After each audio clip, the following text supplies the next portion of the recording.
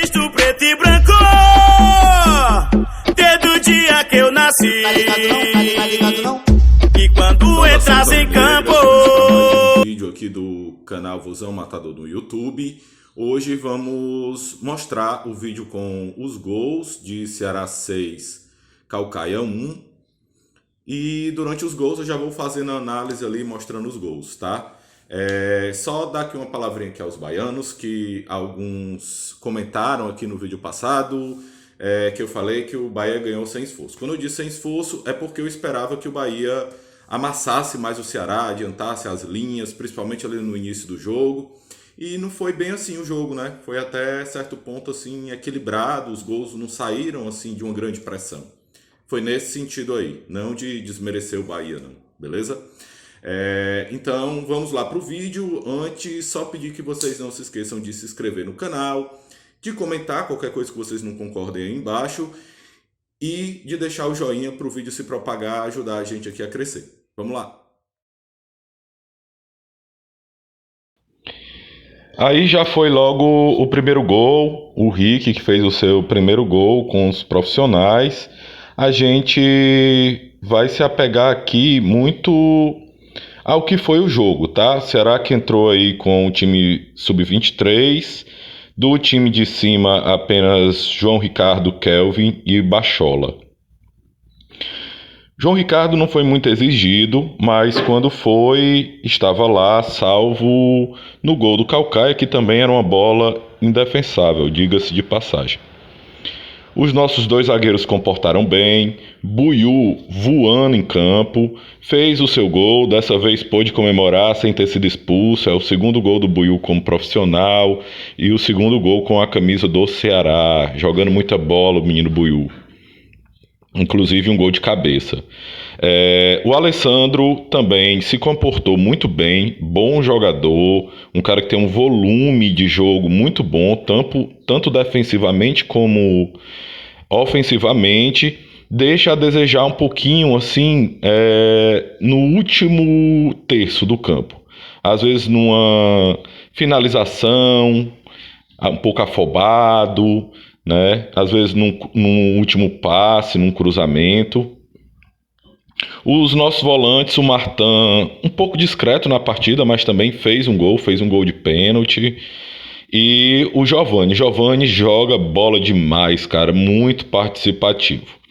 E aí quero dar um destaque também para o Marco Antônio, que entrou no decorrer da partida e fez um golaço. Cara que joga muito de cabeça alta, olhando para o campo. E é um jogador que eu falo aqui desde 2019, desde a Copinha de 2019 que eu falo nesse jogador. O nosso meia Bachola, cara, Bachola jogando muita bola, sendo intenso em campo, correndo, ajudando a marcar, armando muito o time, finalizando bem. Cara, o melhor jogador da partida, sem sombra de dúvidas, um gol, 2 assistências.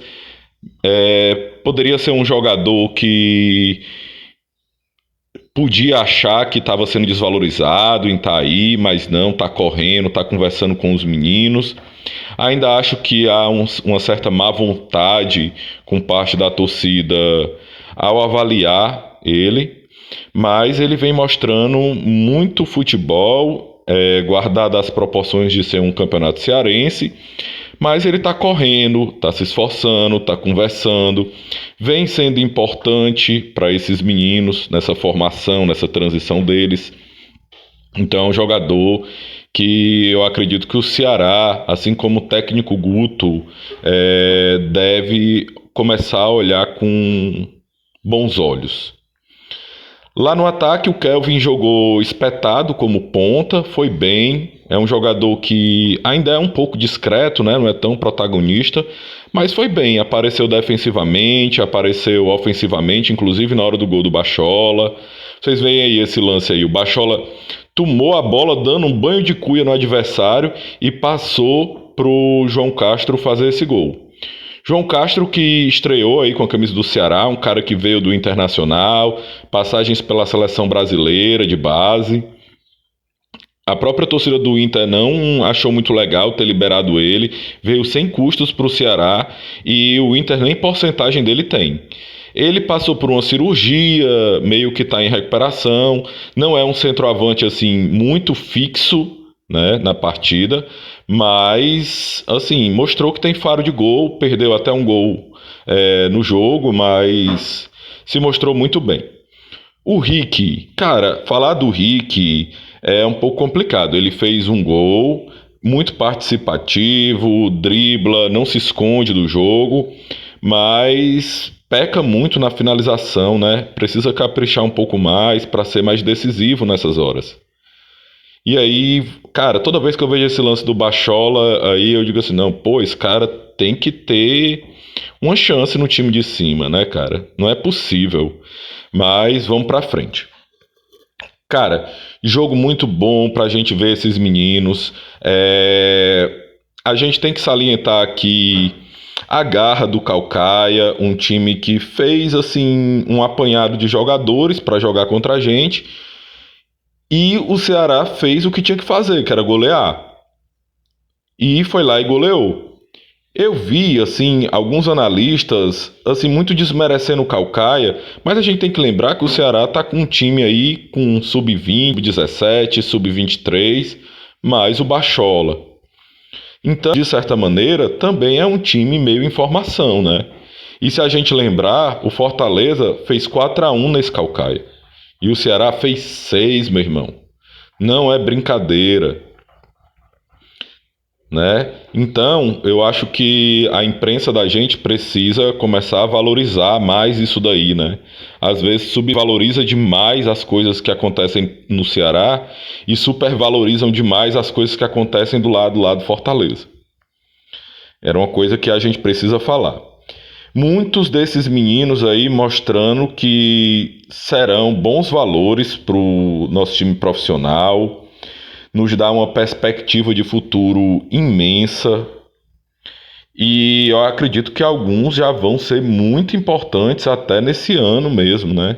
Caso de Giovani já tem uma boa condição. Menino Davi, que entrou muito bem, inclusive no gol que o Marco Antônio faz. O Davi tabela com ele, dá um passe assim, meio de lado do pé, meio de calcanhar, né? Aí vocês estão vendo o gol do Buiú, né? Espera que o juiz não tenha dado gol contra. Até porque o cara, quando cabeceou, já estava quase que dentro do gol a bola. E, cara, jogo muito bom. Nossos meninos que entraram muito bem também no meio da partida. Precisa se valorizar isso. Nosso sub-23 aí já está na zona de classificação do Campeonato Cearense. Eu acredito que durante o Campeonato Cearense, inclusive no Clássico, talvez a gente não entre com eles no sábado, a gente mais entre com os reservas. E eles entrem aí durante a partida, né? Aquele time que enfrentou o Bolívar provavelmente será o time que vai enfrentar a Estela no Clássico Rei, né? Então é preciso a gente apoiar esse momento aí. E, cara, eu vejo muita condição da gente, inclusive, ganhar. O time deles não é esse super time, né? Então acredito que a gente vai fazer bonito sim. E a verdade, cara, é que eu acho que eles estão até tremendo de medo de apanhar aí do nosso sub-23. Por quê? Porque a dificuldade que a gente teve contra o Pacajus, eles também tiveram, né? Assim como a gente empatou, eles também empataram com um time profissional deles. E eles fizeram 4-1 no Caucaia e o Ceará, com o nosso time sub-23, meteu 6. E eles usando os profissionais. Ah, mas a gente também era reserva, era misto. Tinha titular e tinha misto lá, né? E aí vocês veem aí o golaço do Marco Antônio. Meu irmão deslocou o goleiro. Esse cara joga muita bola. Para quem me acompanha sabe que eu falo desse jogador desde 2019. Baita jogador. Dele e do Átila, né? O Átila ainda precisa se soltar, parece estar um pouco encabulado, né? Mas o Buiú, eu acho que vai ser o titular desse time de transição. E sendo ele o titular nesse time de transição, é muito provável que o Átila tenha menos chances, né? Até porque ainda é um garoto aí, sub-20, mas é um cara que eu deposito muita esperança também, o Átila. Galera, então esse aí foi o nosso vídeo. Não se esqueçam de se inscrever, de dar joinha, tá? E comenta aí se vocês não estiverem concordando aí com alguma coisa que a gente tenha dito. Quero agradecer a todos. Muito obrigado. Valeu, nação!